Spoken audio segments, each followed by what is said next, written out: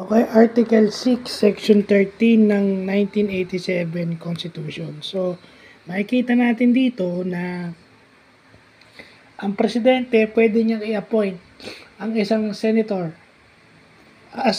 pwedeng maging cabinet secretary. So, example nito is si Ralph Recto at saka si Sani Angara.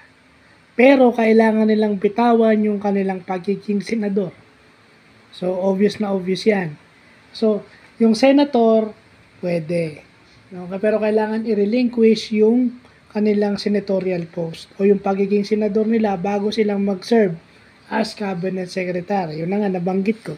Si Sani Angara at si Ralph Recto, both in Department of Education and Department of Finance. Nakalagay sa konstitusyon. Senators hindi yung kagaya kay Mayor Magalong na local government executive. Hindi nakalagay yun mayor. Okay? Nakalagay doon senator. So, yun lang po.